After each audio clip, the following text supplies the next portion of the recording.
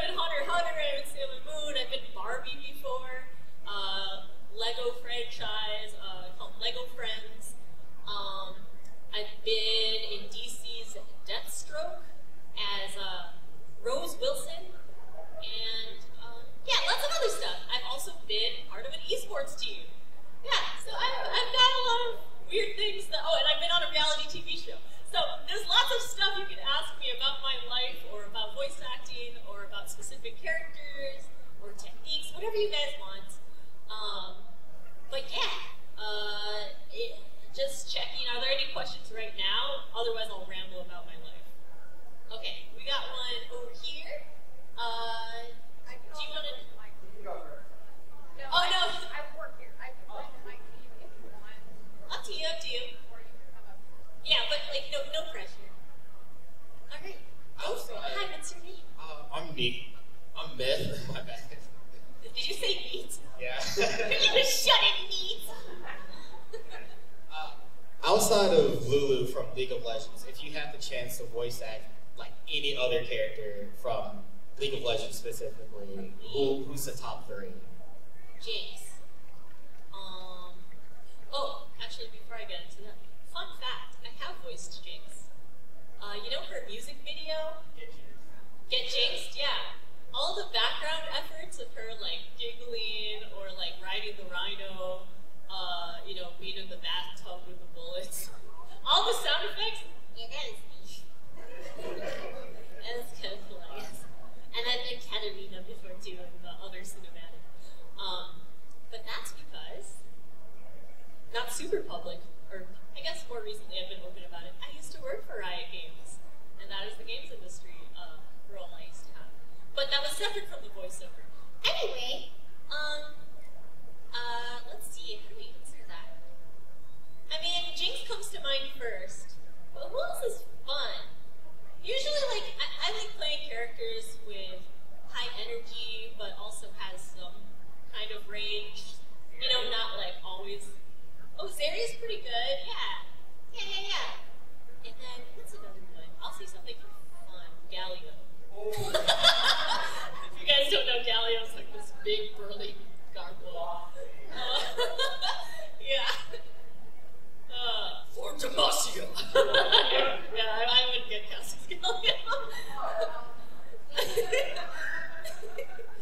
Alright, thank you for your question.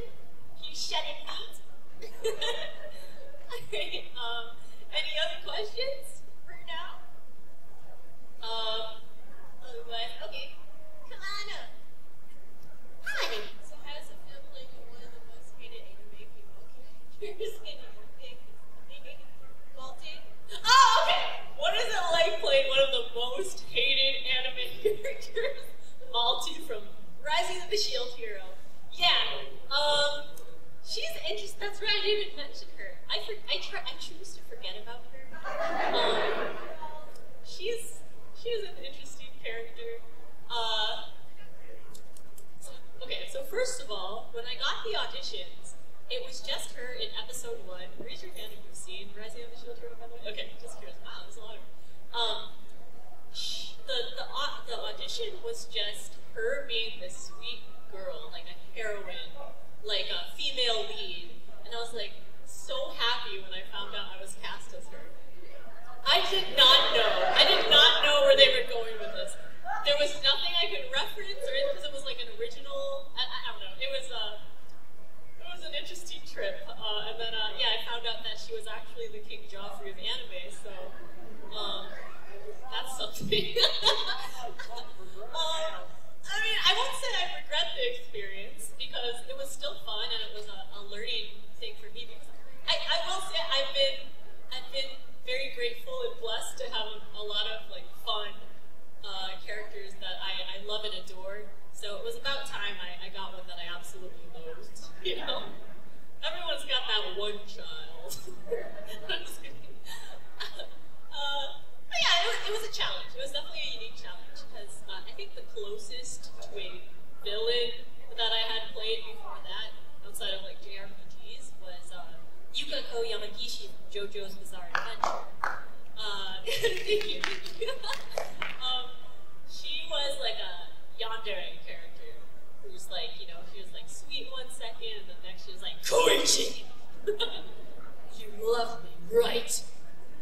And then, crazy hair. And the thing about villain type characters like her is it's very comical, right? So my Malti was a little more serious. So, like, I couldn't even, like, have fun with that kind of villain, you know what I mean? It was like, I have to be this complete jerk. That's the PG version of what you would call her here. Because there are children present. Thank you for your question. Okay, so I watched Miraculous. I started a cartoon called My Lizard when I left the house, and I was like, what should I find in the show? I like Kagami. I like how level-headed she is, and she's a much better girlfriend, I think, for Adrian than even for her other friends. Also, I think Adrian's a good boyfriend. Is there anyone you like her with? You might like her with Adrian. I don't know. Is there anyone in Miraculous you think she would be good with, or she's just be her own? It's not right. You're asking me who I would ship Kagami from Miraculous Ladybug with. If anyone, or if you think she's strong and wonderful, she just needs a person to lay her down. Show her. Yeah. You know what's... you know, every character in Miraculous Ladybug is suffering from some kind of trauma. And so, you know, even in regular dating, it's like, well, what's your trauma? Let's figure it out, you know, and I think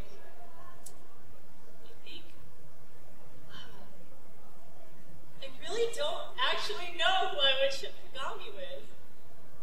Like, Adrian might be closest, but I still don't even think that they're a very good match. I love Adrian with Marinette. And Kagami, like, people were saying Kagami and Luca, but I don't really see that either. They never really interacted to really know. And I'm not going to spoil anything, because there's other things in later seasons that's pretty recent.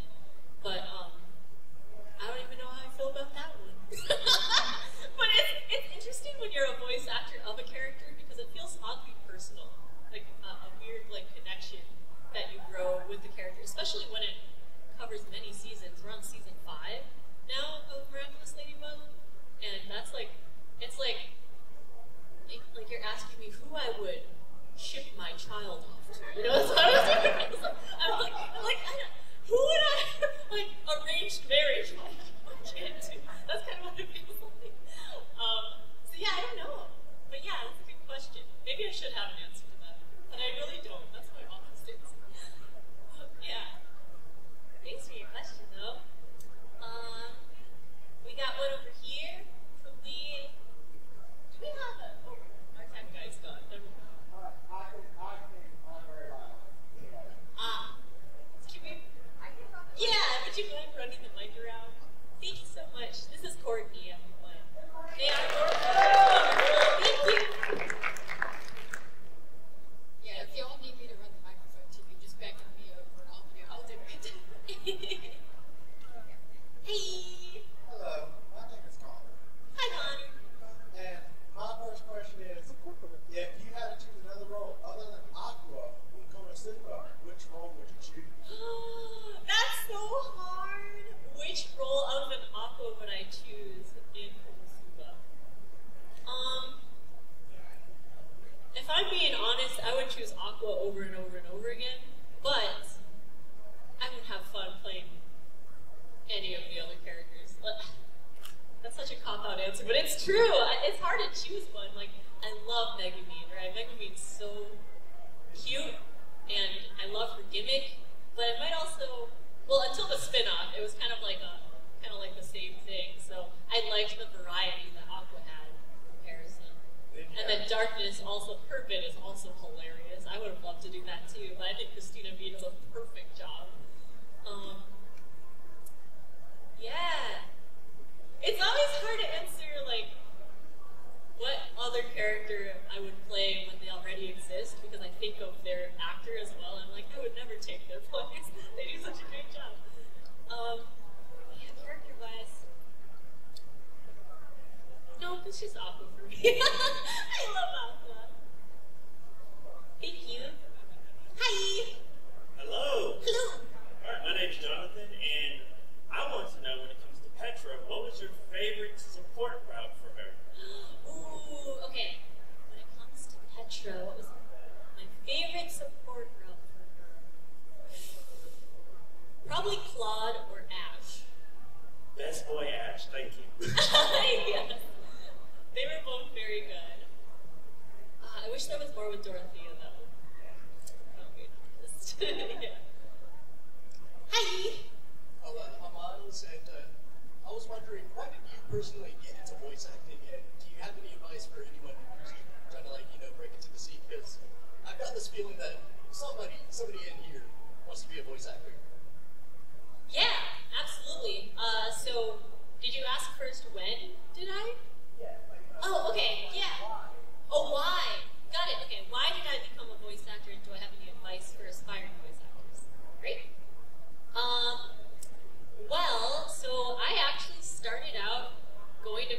just being a fan of stuff a long time ago, and I have 3 other siblings, and we would play video games all together, like GameCube, 4 controllers, that kind of thing, and those are like my memories of growing up and socializing with other people, and it was just, how do I say this? I found a connection to the characters that I played growing up with my siblings, and we would always play like we were those characters, you know, like kids play pretend kind of thing. And it was really just that wholesome. And I didn't really think of it as like, oh, this is a job someone could do someday until much later. But I think there's a lot of you out there probably who have done something like that. And it's just like fun, and it feels good because you feel some kind of connection to the characters in some way, like cosplay even. Or going to a convention and meeting other people who are cosplaying from the same series as you. It's just, it just feels right. And so I entered this contest at Anime Expo called AX Idol, I believe. Yeah. And it was like, you could be in an anime if you impress our voice director. And so I entered this line. I didn't even know it was for that, but when I entered this line, it closed like 3 people behind me. And at the time, I was just like, what's going on in this room? Didn't know what it was for. And yeah, I ended up actually being one of the 3 winners for that AX Idol. That was a big deal for me, because I was not looking to become a voice actor. I just did it for fun. I did it for fun with friends. I, messed around online, made like some, what do you call it, like, I don't know, like fan content kind of stuff with friends. And I never took it as like a super serious thing until then. They were like, hey, you're pretty good. And I'm like, I thought about it. I'm like, technically I've been training to do this kind of thing all my life, but it wasn't quite honed. So the next step from there was I needed to take classes. When I realized it was a real thing, it's like the studio was like, you're the winner. Come to our studio and read off all these different types of characters, like archetypes, ages, like even creatures. And they had this whole voice recording of me doing all of these, and then they go, okay, I think your strongest are like this kind of range and stuff like that. And so from then on, they started sending me auditions in those ranges. And that would go straight to email. And yeah, so the more I did that and booked them, I was like, wow, this is actually super serious. I should take it super seriously. And I basically then ran classes in LA, anything I could find. My advice, I would say, is like, I mean, everyone's story is different. That's kind of how I started, and the reason why is like, I just love this stuff. Like, to be a character is super cool. But yeah, take classes. That's what I'd say. I know that's the obvious one, but seriously, like, take classes, not voice acting classes, but acting classes, because you need those fundamentals before you do the voice. And yeah, I think a lot of us start the opposite way, where we do silly voices and we're like, I can make the best imitation of this. But it's like, all right, but now use that same voice and say this other thing, or be in this other situation with that same character. And you might find that harder to do. If that is hard to do, it's either, you can't maintain that voice, or you need to, practice that voice more, or, you should probably take more acting. But yeah, fundamentals, acting classes, and then the other advice I'd like to give is to actually just have normal experiences in life. Like, I think a lot of us in this applies to any job, I think, can be really heads down and studying, that we forget to like actually, experience life. And when it comes down to acting, you might have to be, someone that cooks. Or someone that goes to a dance and is awkward, or things like that. And if you don't, and it comes out way more real and grounded when you've actually had those experiences to pull from. Does that make sense? So yeah, sorry, this was long, but that is honestly my advice. The obvious advice is take classes, like, and do your research. Make sure it's not scammy, because there's a lot of people who just say that, like, look them up. That's what I'm saying. And then yeah, go out and have real experiences, make friends. Yeah. That's my advice. Thanks for your question. Hi. To piggyback off of him, I'm a student at Delta State, and I was in my senior year of animation classes. How did you get your foot in the door for working for Riot? Because that's what I'm trying to do. Okay, so that was a very interesting path, if I'm being honest. Well, first of all, the question, I think everyone heard it, but just in case. How did I get my foot in the door into, like, a games industry role? And my honest answer is I was on this reality TV show, and that reality TV show had a booth at a convention called WCG, and Riot Games also had a booth there, and we ended up talking. And they were like, hey, you should come, what do you call it? I want to say audition, but it's not audition. You should come, interview, thank you, interview for a role at our company. And I was like, oh, you know, I've been doing a lot of freelance, maybe I should try this out.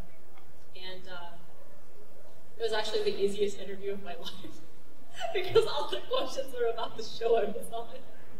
They were like, so did you and Agent really, like, was that really like a thing?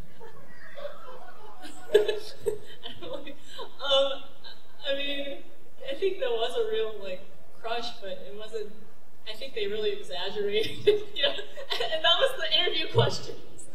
So it's a funny story. It was very casual back then, and then I got a role into support, and I worked my way up from support. So yeah, that's honestly my answer. But you mentioned animation, right? I think if you, sorry, I know this is a separate thing from what you asked, but when it comes to voice acting, if you were interested in voice acting as well, animation also helps. Like, having a good idea of what final animation could look like might help with your acting.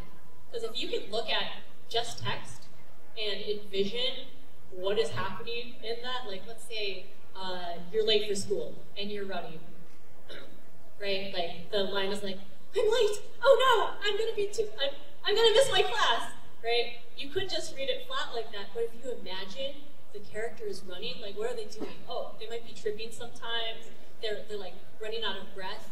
They're like looking around. They might have a piece of toast in their mouth. Whatever it is, that will affect your performance. So instead of like, I'm late. Oh no, I'm gonna miss my class. It could be, I'm late. Oh, I'm gonna miss my class. Oh, shoot. You know, it could be anything like that because you can envision the scene. And I think if you are an animator that usually, I guess, creates scenes like that, it definitely helps with voice acting. But yeah, as far as jobs go in the industry, I don't know. I don't know, man. I just worked there. We got a question over here. Thank you. Yeah, so sometimes if you do have to do a role once and you have to kind of, and then you have to do it again a year or two later, or you know what I'm saying, like to remake it, or another series. How do you like remember the voice and where it is? Oh, that's a good question. So if I worked on a series and then there's like a sequel or something 2 years later or something, how do I remember the voice? Sorry? Okay. Yeah, so honestly, so when I record, it's usually the voice actor, the director, and the engineer. Engineer, like the audio engineer. And the audio engineer usually has all these files prepared, including reference. So they'll be like, all right, let's get you into voice. Because even during the day, I might have like 3-4 things, different sessions of things I'm working on with different voices. And just context switching, even if I did it yesterday, can be hard. So they'll be like, here, I'll play the voice that, or let's get you into voice. They say, let's get you into voice. And they'll play a clip, and I imitate that clip, and they'll play another one, I imitate that. And then it's only like 3-4, and then they're like, all right, let's go. Let me go into it. So even if it was a long time ago, I just imitate myself. So, but where do you like find it within the group. Oh, I see. So, do you mean like if I'm auditioning for a character or something, how do I find a voice for them? In the mic. It's like a muscle memory. The muscle memory aspect. Oh, okay, yeah.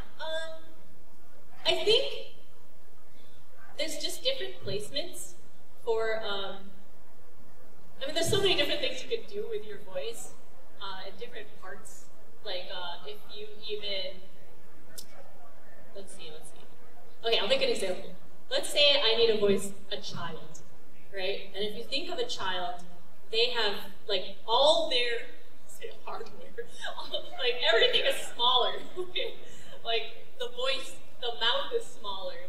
And so I will physically make my mouth smaller. Like, I'll pinch the corners of my lips and it will be smaller. So, and then the cadence in which they speak, they might, like, you know, they're not used to talking yet, so maybe they'll trip on their words or, like, speak too long, run out of breath, that kind of thing. So, let me think of an example. Yeah, I hear that the barbecue is really good here, so I wanted to try it. So if you guys have any recommendations, I would really like them. That kind of thing might happen with a voice like that. And you just kind of think about what that character is like. And if it's like, I don't know, something that doesn't even exist in real life, like let's say it's a dragon with fairy wings. I don't know, things like that. It could be completely made up, but it has a really big mouth, like wide mouth. Like, cartoons could be anything, right? So if you look at that, I don't know, I try to find things that I can connect in real life in some way and imagine what that would be. It's like, oh, okay, dragon, lizard, wings out, like, I don't know, something like this, or maybe like snake-like, but it has a wide mouth, so stuff like this. I'll make it up. And in the end, it's whatever the casting director wants. Because it can be the wildest design, and sometimes they want something that doesn't even look like them. Like, maybe they have a Grim Reaper, but they actually want them to be really upbeat, you know? And that's part of what makes it funny. Yeah, anyway, I don't know if that answers your question, is that what you meant? But yeah, it is kind of muscle memory. You train yourself to do those. I guess there's also like set ranges that you kind of remember. I do basically have a natural, like there's a, like I can change the pitch of my voice, but I have a natural timbre that I can't really change. So no matter what I do, like that is Faye brand. Like that is what people will hire me for, like for whatever specific quality I have in my voice. Because there's so many talented people out there who can do the same exact characters, the same ranges, and it really comes down to what does your voice print sound like, though? And that's what I mean by timbre. Yeah. I have a question from a friend who could not be here today. Oh, okay. They wanted to know your opinion of Petra as a character and how your working on them from start to finish has changed your view of that character. Ooh, okay. Ooh, that's a deep one. All right. What is my opinion on Petra from Fire Emblem, and how has my journey with her been throughout working with her over time? There's a lot I could say about Petra. I think it's really cool that she's a foreign princess, right? That is all I really knew going in. Foreign princess. We played with a few ideas, or like I was like, so should I use an accent or anything like that? They're like, no, we don't want to code it to any like real place in life, and they didn't want me to actually sound like I was, like, how do I say this? They kept telling me she's foreign, not stupid. So I had this journey with her to find what the right way to speak as her is. Let me just. Okay, so I was born in the U.S., but my parents were not. And I've made a lot of friends who are also, that were not born here. And I kind of reference them, my parents, or even just normal discrimination I might have faced just by, being an Asian person in Wisconsin where I was born, where like everybody else is Caucasian. That's kind of Petra's whole thing. She's supposed to not be from Foldland. She's a foreign princess, but she doesn't know the language as well as everybody else, but she is so studious and trying her best. And she also has her kingdom and her lineage to think about, where like they have to make peace, or maybe not. But that's what the game is. Like you kind of choose like how do you want the story to go, and she could be your ally or she could be your enemy. But no matter what path that you go down with Petra, Petra's had to be consistent. So I always had to think about what's important to Petra. Petra always had a lot of pressure on her because she's not just a student in a foreign land. She is an ambassador of her entire nation. And depending on how she interacts with people, things can get rough. So she tries to genuinely get to know other people, what it's like to live there, what is the language, how do you use these things, and there's like humorous moments where she'll use the wrong phrase or idiom or something, because that's not how you're actually supposed to say something. And it's just cute. Like, I will not be a fish upon the flame. Whatever, things like that. It's like, is that actually how you say, something like that. Anyway, it's, I have a deep connection with Petra. I feel like I could spend an entire panel just talking about Petra, but I won't do that. But yeah, I will say that I found her, and in any role that I portray, I try to put a little bit of reality into it. Kind of like what I said earlier, I think that's what helps ground it, makes it feel more real, especially in conversation with other characters. What is her opinion of that character? What does she think that they think of her? Things like that. Like Hubert, for example, is a very serious guy, and he has a lot of power, and a lot of people are intimidated by Hubert because he's so stoic and serious. But she might not feel as threatened by him. She, in her mind, is still a leader as well. Things like that. There's so much to think about when playing characters like that with so much depth, and it's a lot of fun. Honestly, Petra is near and dear to my heart. Thanks for the question. And over here, thanks for your patience. Oh, nice Gojo bag. Thank you. I was just wondering, because I love Aqua. What's your favorite voice line for her? From Aqua? Ooh, that's hard. Alright, I'll do this one. Purification! Purification! Purification!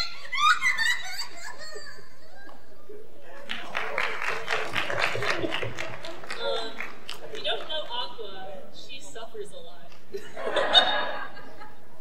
And people like to bully her because of it. Or because it's just funny. Poor Aqua. And I love playing her too. Thank you. You're very welcome. We have a question back here.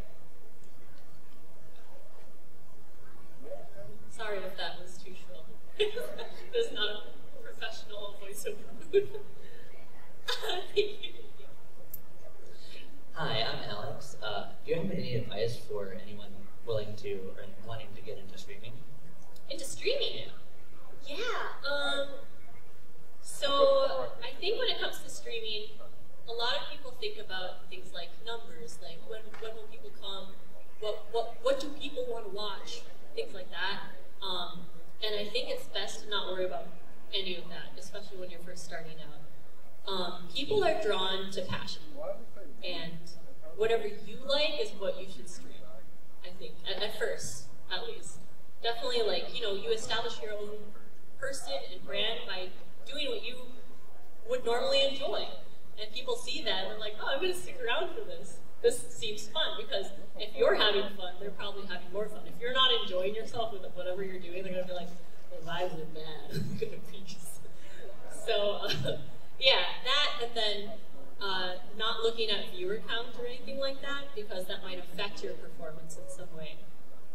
Whether it's 2 people or 5,000 people, I think you should try to act the same way, because if it is only 2 people and you're just being yourself, then and you see that there's only 2 people, you might go, oh god, and then you get like really anxious and feel pressure to perform more or something like that. And then if it's too many people, you might overact, just things like that. So it's just best to just focus on what you enjoy. And another thing I would suggest is have at least 3 different things you want to talk about during your stream, or things you want to do. And yeah, say hi to people when they come in. Yeah, thank you. You're welcome. We got one there, and one back there, and one over here. I'm so sorry, Courtney. Behind you.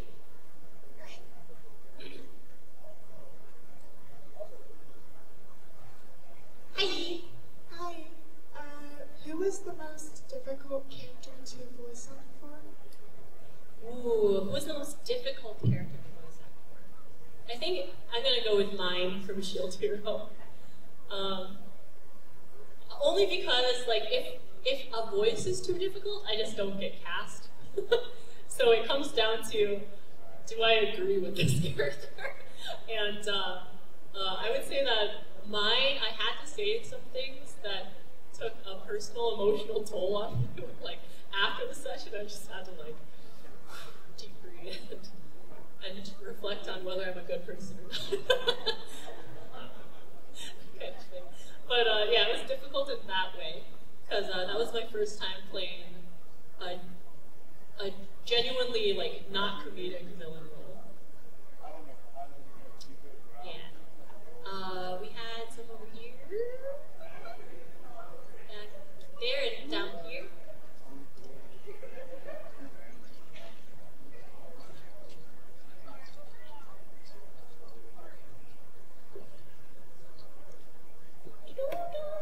How you guys doing?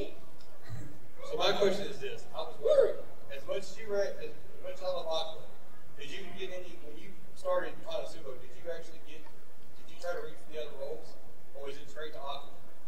Oh, did I audition for the other roles as well? I did audition for all of them, and you have a choice to audition up to, or send, I think, up to 2 auditions, and I sent the max for Aqua, and 1 for all the others. So kind of both. But yeah, what was interesting about that is, so I think it was actually max 2, because I remember I sent 2 different takes, one where she was more goddessy, and like that, and then one that was more and they wanted somewhere in between.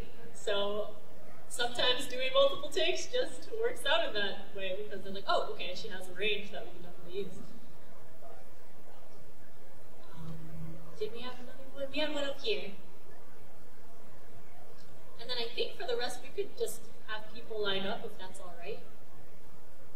Hi. So I play a lot of Lulu, and I spam your laugh, and I was wondering if you could say that tasted purple and do the laugh. Okay. Yeah, and I'll tell a story about that. It's fun. Alright.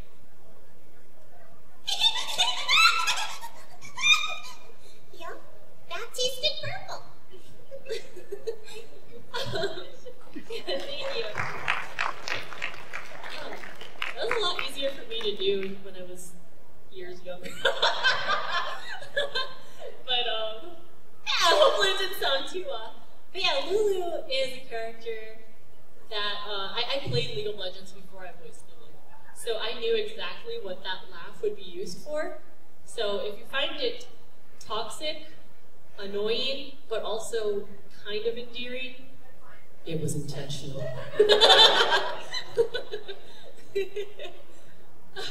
It's meant to be spammable.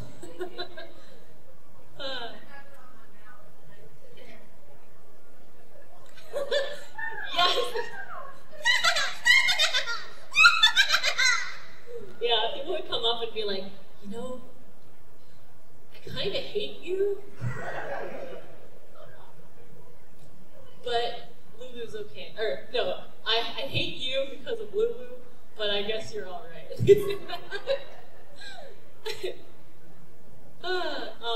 we have any other questions? Actually, okay, we can still run it around. Wait, where is the mic right now? Oh, okay. Thank you, Courtney.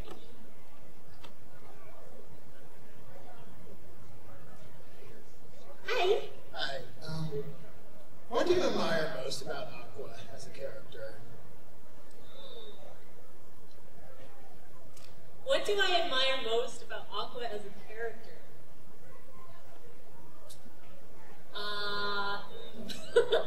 That's a good question. Well, some of my okay, as me playing the character or in her character as her personality. Personality. Okay. That's harder. Let's see. I mean, I think that she genuinely cares for her people, like the Axis sect and all that, her followers. She's just really bad, and I don't think she'd make a very good leader or anything. She's like more the type to realize that a fire happened later, and then go, oh no, and actually genuinely care, but there were a million steps before that could have happened to prevent that from ever happening. So, I do, let's see. I think she's also secretly really powerful. She just doesn't have enough brain cells to operate.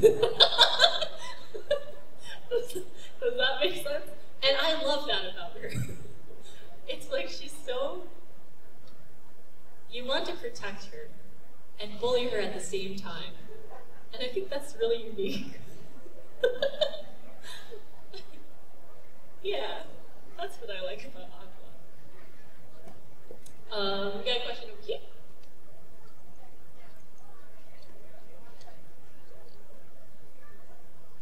I know. Do you typically go back and watch the anime you voice act for, or is it just... Do I typically go back and watch the anime I voice acted for? Normally, yes. It depends on what it is. I think if it looks cool to me, even just as like at the end of the day, I'm still a fan of stuff, and I have my own tastes. And sometimes I'll voice act in something that I still wouldn't like it's not my vibe, but I still want to check it out. So it's a difference. So yes, the difference though is me actually chilling in my living room watching it versus I look up a YouTube video somebody sneakily took of a section that I did, and I go, that's what it sounded like. And then same with video games. I will play through an entire game or just look up clips because I don't got time for all that. The other thing though is sometimes people will ask me to quote things in a game or a show that I've worked on, right? And the thing is, in the studio, we might take like 3 to 5 different takes, and I don't know what actually ends up in the real thing unless I actually get there or see it in some way. So they'll be like, can you say what you said in this one thing? And I might remember a line that I did, but wasn't actually in the final game.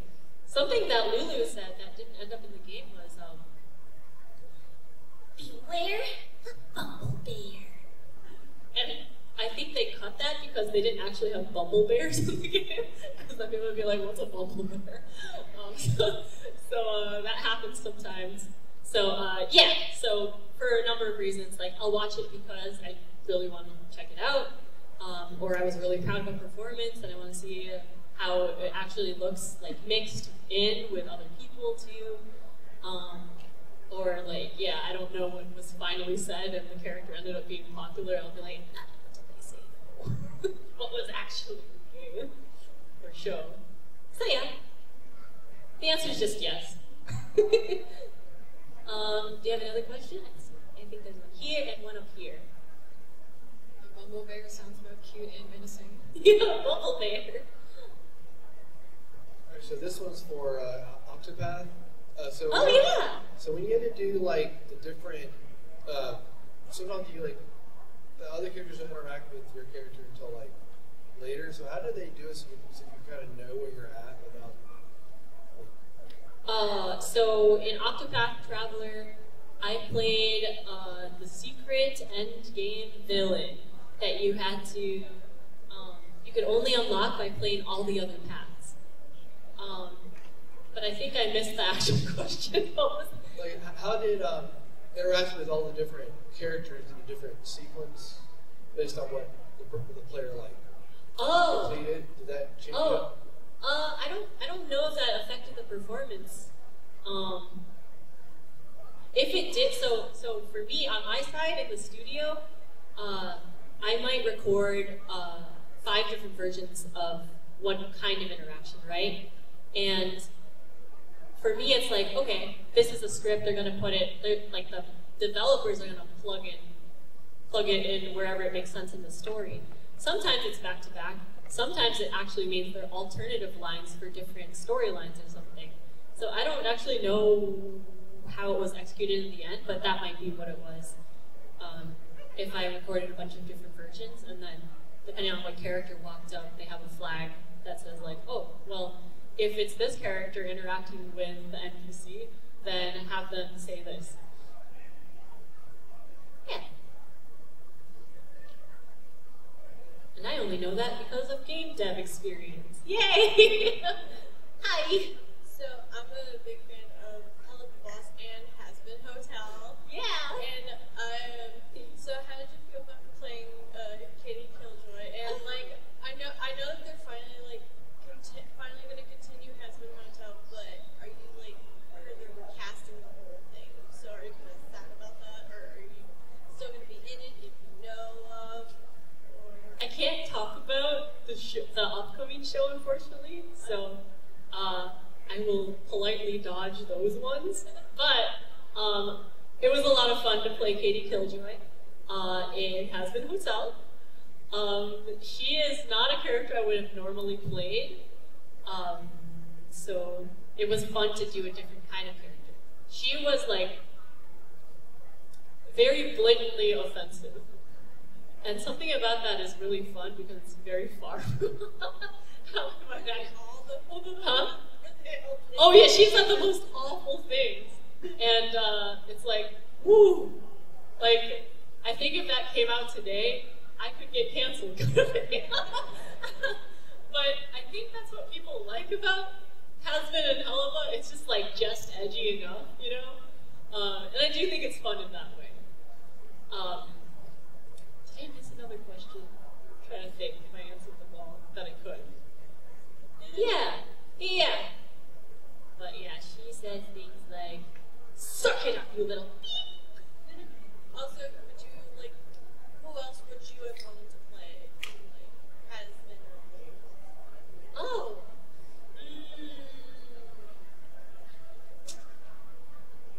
One of the 2 main girls, probably. Although I like all the characters. It's hard to say. Anyone with range, and they all have range, so. Yeah.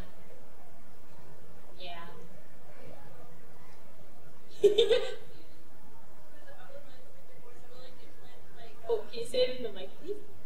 Because like with your voice, I can kind of see you playing. What's her name? Not Moxie, but his wife, Billy. Oh, really? Yeah, that would be pretty cool. Oh, Hello Boss. You heard about Hello Boss? I'm talking about both. Yes. Yeah. I think, it's always hard for me to answer, like, who else I would have played, because I always think of the existing character, but I do think about, like, do I like this universe? And if so, I would want to be my own original character in that universe, kind of thing. That's usually my preference, if I had to be a different character. And up here, We have 8 minutes left. okay, I see 3, maybe? Okay. So, Blizzard has the select a character with everyone that you voiced. Nowadays, fighting has got to have a story mode. So what would your story be about? What would my story mode be about? I feel like it needs to be just as meta as that prince. Like, she's a voice actor that also does fighting games and competes underground. And, okay, let's see. Oh, okay, I'll make it, maybe the story could be, it's all an audition for something, and she has to prove herself to get that role. I don't know, something like that, maybe. It's a little too real, though. Thank you. But you know, I guess that's about how loose fighting game stories are. Like, I think Manon in Street Fighter 6 is like, she's a model, right? And she's like, she just wants to prove that she's the world's strongest model. But I think they're all like world's strongest blank, so world's strongest voice actor. World's strongest voice. Hi! What is your favorite parent support ending for Petra? Ending.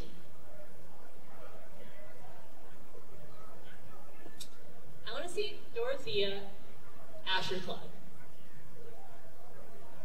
Yeah. Yeah, one of those three.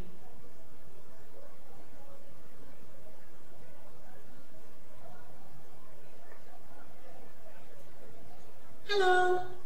Hello.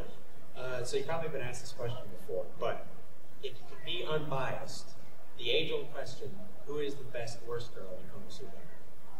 Who is the best worst girl? Unbiased. If you can be.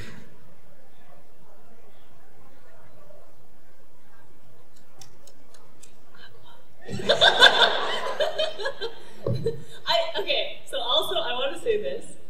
Regardless if I voiced Aqua, I think she'd be my favorite because I also have this obsession with light blue.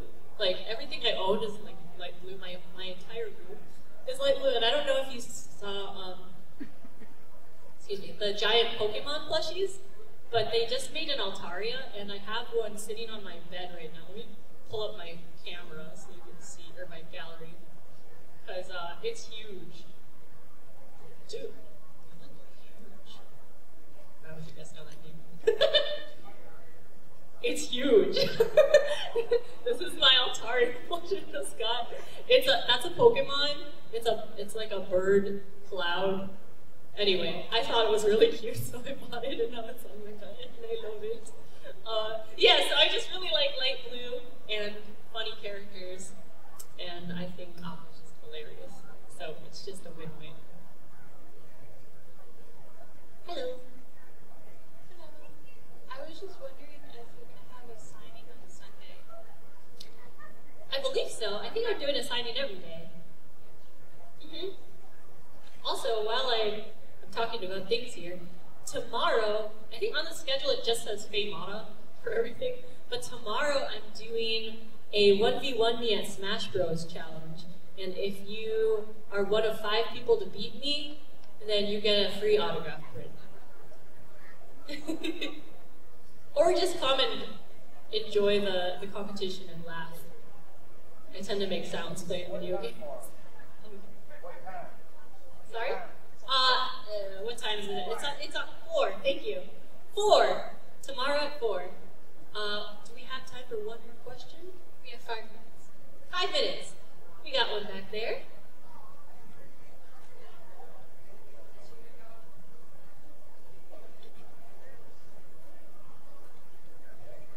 Hi. I was just wondering which Smash Bros. It's Ultimate tomorrow. Yep. Come fight me. Come fight me. Hello? Hello. I hear your voice, Bruce Wilson, and Kate Ravager in DC. Sorry, say that again? Do you voice Bruce Wilson and Kate Ravager in DC? Oh, Rose Wilson. Yes, I do. If there's any other DC character that you would like to play, which one will be it? Oh no, that's hard.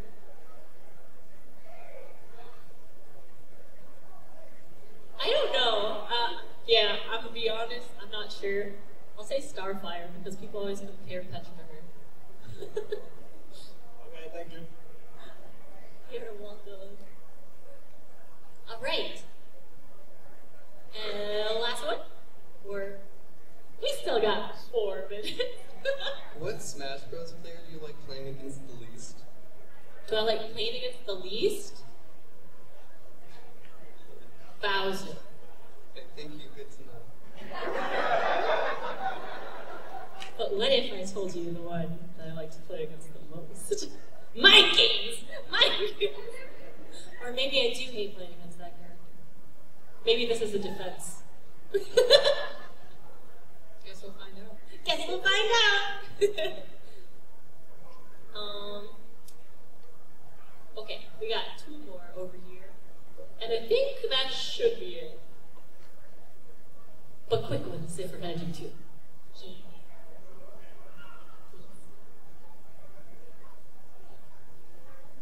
Hi. Do you have any favorite Astolfo lines? Ooh, I can't remember what the exact line was, but it's something like, I may be the worst, but I'm the best at it. Something like that.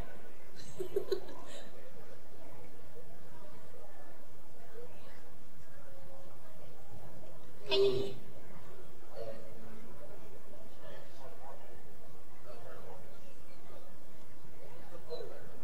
Who's your Smash mate? Who's my Smash mate? I like playing Zelda, Palutena, and Rosalina the most. I just think they're pretty. And then my favorite waifu and husbando is Astolfo. Thank you. No more questions. Thank you so much, everybody. It's been a pleasure. You're all wonderful.